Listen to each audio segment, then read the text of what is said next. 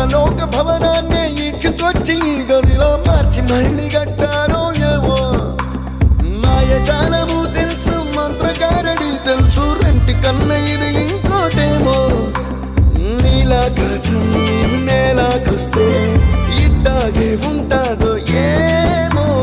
ఈ సంతోషం దాచాలంటే హృదయాలు ఓ వంద కావాలేమో ఇంతందంగా ఉంటుందా ఈ లోకం